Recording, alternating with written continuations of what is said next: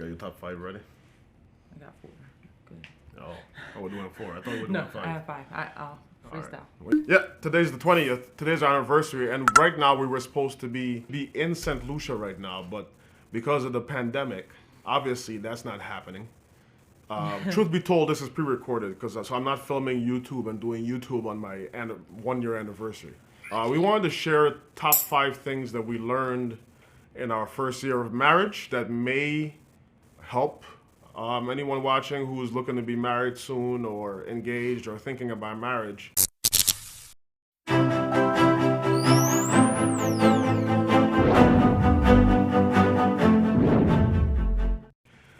There's 5 things that we learned in the last 5 years. It's been 5 years. It feels like it's 5 years. Have you been married 1 year or 5 years? 5. Okay. No, it's 1 year. Okay, it's a 1-year anniversary. So we wanted to share, our top 5 things that we prepared ahead of time. And this is a surprise to us because we did not share with each other ahead of time what we were going to say on this video. So these reactions are candid, and this is a candid conversation. And being candid, how long after we met each other did we get married? 3 months? 2 months? 3 months. Not 2 months. 2 months. February. Give us our extra month. March, please. April. Yeah. 2 months. But it was early February though. Oh. Yeah, but we got married after 3 months. And I'm telling you something right now, we're not crazy. Okay? There's a rhyme and reason for everything that we do. And we did it for a reason, okay? Because we wanted to come together and make something special, and we're both a little bit impatient. But at the age that we are when we met, me being 35 at the time and her being 22 at the time, we kind of knew what we needed out of... What we wanted. You're 22, right? 20? What we wanted. Okay. We knew what we wanted. She's not going to confirm or deny whether or not she's 22, but she's 22. Okay. What? So... All right, so we are personality type. I'm ENFP, she's INTJ. We are in sync with each other. And truth be told, I did have her take the personality test, and that was like the catalyst that started the whole thing for us, this whirlwind romance that we have been on now for approximately all of 15 months. We're professionals. Okay. All right, here we go. Top 5 things we learned, okay? Not going to waste you guys' times.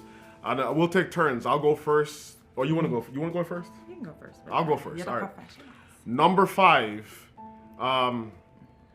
You want to plan your futures together, okay? You want to treat your marriage like a business, and write on paper what you expect from the marriage, and in the short term, the medium, and the long term. So you kind of like, I'm not saying that your marriage should be a business, but for us, there's a business element to it. We have mapped out our lives. When we were talking to each other before we got married, we discussed all the things that we wanted to do in the short term, the midterm, and the long term. And we wrote it down and we signed it, and yeah. So we have goals that we're trying to hit. Mm-hmm. And so of course the love is part of it, and we're getting to that, okay? What about you, baby? First of all, I think that all relationships should be approached that way. I'm piggybacking off your idea. Okay. But all relationships should be approached that way. Contracts are key. Because if it's not documented, it's not done in nursing. So I think... Yeah, we're both nurses, so... I think that it's really key to write things down and be clear, so no one's like, oh, I thought you had a different idea. We were really clear on what we wanted and our ideas and how we thought about relationships and stuff like that. Anyway. Okay. So my number 5, that was just a piggyback. Oh, okay, piggyback. Okay. My number 5 thing that I learned was to not be so possessive and selfish, because I came into this relationship really, really possessive. So my husband had to teach me and say, hey, it's not yours now, it's ours. Because I was a void member in that sense. Okay. All right, that's nice. That's nice. Wait a second.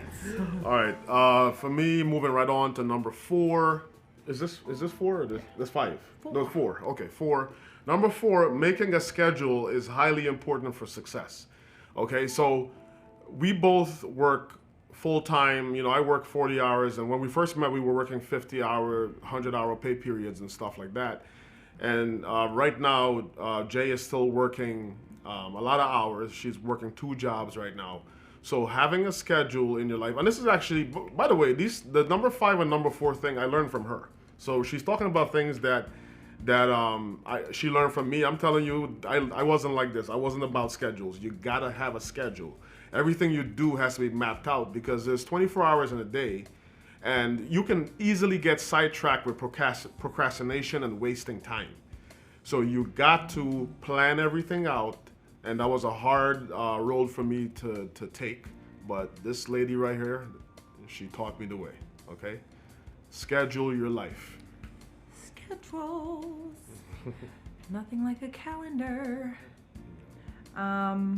My number 4 is learning that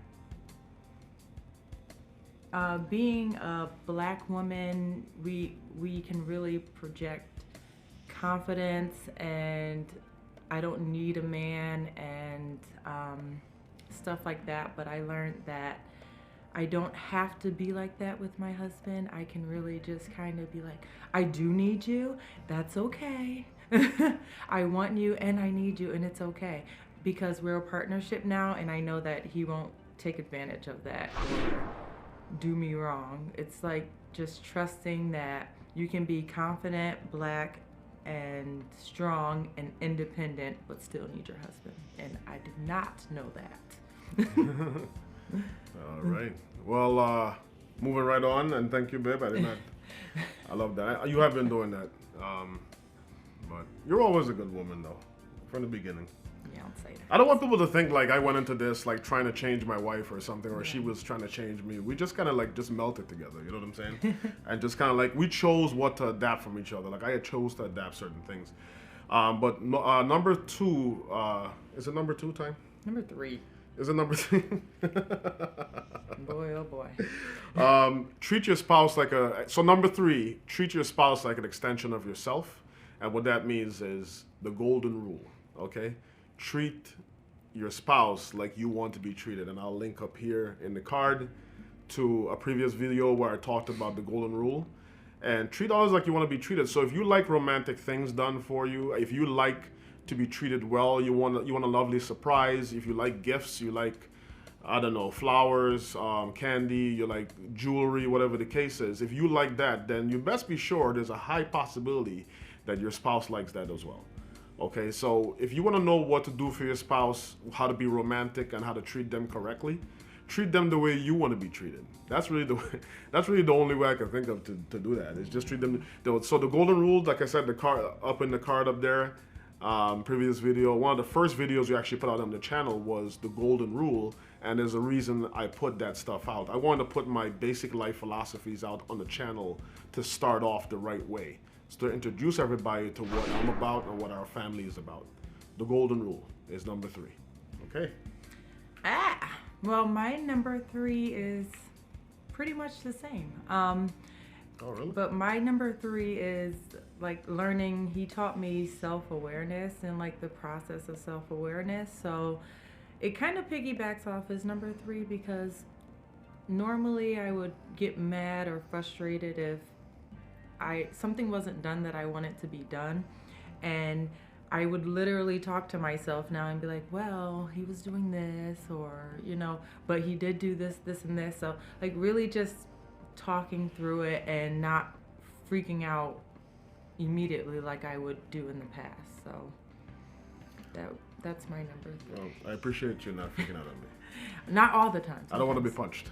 Sometimes. All right, so moving right on to number 2. Be 100% honest with your spouse. Once again, I'm going to link in the card up there to, I believe, our number 2 video, one of our top 2 videos, which was the importance of honesty, I believe it was called. And essentially, you have to be 100% honest with your spouse. And I'm not just talking about verbally. I'm talking about in the way you behave and just being yourself with them at all times. But here's the thing, though. With the honesty part, you actually have to treat your spouse like your best friend, which means all the things that you can talk about with your best friends, you should be able to talk about it with your spouse. And that includes things like things that may make them jealous. If there's things that may make you jealous, and you want to keep it from your spouse because you're insecure or they're insecure, you might be missing out on something wonderful, which is creating a little bit of jealousy in your relationship. Because people try to run from jealousy. They don't want to feel it at all. And I'm telling you right now, that's a good road and a good route to taking advantage of your spouse and taking them for granted. Because if you feel like when you were pursuing your spouse and you were trying to get them, you were pulling out all stops to get that person. And then the moment you lock them down and you think that nobody else wants them because you're married to them and nobody... It goes to the wind. Yeah, like you start to take them for granted and stuff. And I fall prey and victim to that myself, even within our first year of our marriage. And I just think a little bit of jealousy here and there. So like, let your spouse be themselves. If they want to go out and look attractive when they go out, or whatever the case is, let them do it. Let them feel good about themselves and so on. And, I once heard Jada Pinkett say, because she's married to Will Smith and he's an ENFP, she's an INTJ, my wife's an INTJ, I'm an ENFP. I heard Jada Pinkett say a long time ago that nobody wants somebody that nobody else wants. And I honestly think that's the case. So take good care of yourself physically so that your spouse is attracted to you, but actually take good care of yourself so that other people are attracted to you.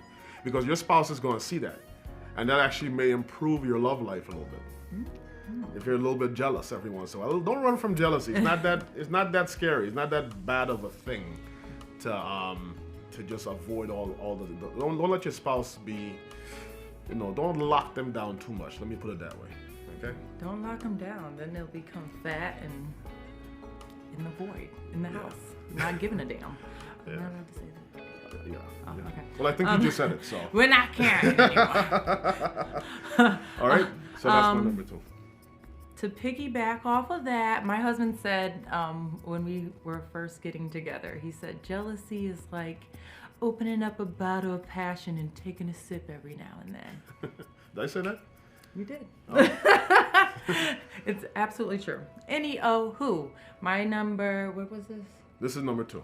My number 2 was also honesty. That's my Really? sinks. Wow, we like. That's why I was cracking up when you said that. I was like, oh, that's crazy. ah! And the same number still. Okay. My number 2 was absolutely honesty. It probably should be number 1 because it's so important to be honest. Because once trust is lost, it's a wrap. I don't think that people can get that back in relationships, and I've experienced it in the past with other relationships. Like once trust is lost, it's over. Like no one wants to live like that for the rest of their life. So even if you lost trust and you're still in a relationship with someone, it's always going to be that something, whether they're checking your phone or calling you and finding out where you are, or you're just not trusting anything that they say at all. It's just, who wants to live like that? So like, I think it's really important. I trust everything my husband says. I've been trusting everything he says, which is weird. It's weird. And I likes it. But as soon as he opened his mouth, I'm like, damn. He's really honest and candid. I love it. Yeah. So that's our number 2. Yeah, number 2 is honesty. So number 1 for me, communication. Now, I know what you're thinking. That's like kind of cliche. But trust me, all I have to do is text Jay or call her and be like, babe, tell me your thoughts. Mm-hmm. And she just goes on into detail about everything she's thinking. Now, she doesn't ever have to ask me to tell her thoughts because my thoughts are just a thought vlog where I tell my thoughts to the entire world, but I certainly tell it to her at all times. So she don't have to ask. But with her, she's more of an introvert and she kind of keeps her real mind to herself. And I'm blessed to be one of those people that gets to know what she thinks about everything in detail. And I don't have to pry. Your spouse shouldn't have to pry and poke and prod you to tell them what their thoughts are. They should, because the thing is, that's what you fell in love with at first. That's what I fell in love with you, was your personality. And the only way for me to know your personality is for you to talk and tell me your thoughts and tell me how you think about every possible situation that we want to talk about in that moment. We went over everything. Everything. Okay. So even though we got Lots married, of talking. after 3 months, we were working lot of together. time. We met at work and we were working together, and we literally worked 50-hour weeks. We did it for the money, but we also did it so we could just get to know each other. So we were just sitting together for 8 hours at a time, Talking. 12 hours just talking, Overnight shift, and getting to know each other. So yeah, we got to know each other very quickly and intimately on this level. The most important level through this device called the mouth is communication. Is number one. Ask your spouse how they feel about what they you don't even have to be necessarily specific. You can just be like, tell me your thoughts, and that means tell me your thoughts for the entire day about everything. And we do that all the time. Communication is number one. So for me, just to recap real quick, number five was plan your future, plan everything out. Your short-term goals, like what you plan to do together within a year, within 5 years, within 10 to 15 years, plan that out.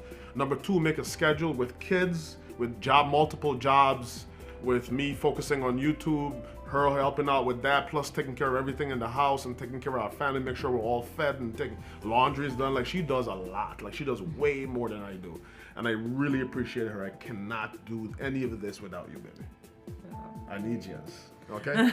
Okay. This YouTube ain't going nowhere without this woman right here on my right? Yeah, you're on my right now. On camera, it looks like she's on my left, but she's on my right, I think. But anyway, this is my right-hand woman right here, okay? And number three, treat your spouse like an extension of yourself, and use the golden rule. Treat them the way you want to be treated. Okay, don't be a hypocrite, and don't treat them like they're not a human being just like you are. Number two, be 100% honest, and that includes allowing yourself to feel some jealousy. Okay, don't let your spouse should be able to have male friends, and if you're a woman, she can have male friends and talk to them and be friendly, go out with them and so on, for a drink or something like that. Just because they're not a woman doesn't mean they can't hang out. And for me personally, it's the same. I can have female friends. I can take care of my looks, and she's not insecure about it. But even if she is, and she just feel a little bit of jealousy, it actually spices things up for us a little bit. Actually, a lot. It spices things up a lot. And I'll shut up after number one is talk daily and communication about everything. So I'll shut up now. Did I just rant through number one and did a revision? You can't do that through number one. That's messed up. Did you give your number one? No. Okay, number one. Okay, go ahead. I'm sorry. Go ahead. I even forgot what my number one is now. Jeez.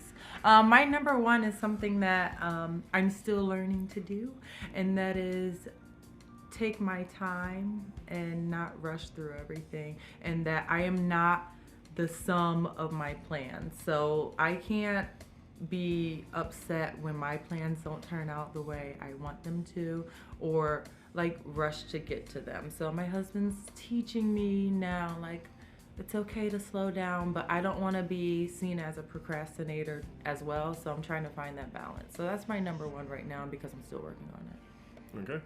All right. I should give something that I'm still working on. Maybe I'm still working on We're perfect. Don't you worry. No, we're not perfect. Oh. But well, you are. You are, but I'm not. I got a lot of flaws. But thank you guys for joining us on our 1 year anniversary top 5 things we learned, and we'll do another video maybe next year, in a year if we from make now, it to 2 years, because no one thought if we got 60 years left. Okay, 60 years. Actually, we got 59 years left. 59's more. We did it. Yeah, we got. So let's mark it off. All right, please like, comment, and subscribe to the channel for more videos. It's been Just a Thought on the top 5 things we've learned in our 1 year of marriage. Yay. Please search on YouTube for Just a Thought Vlog and follow us on social media.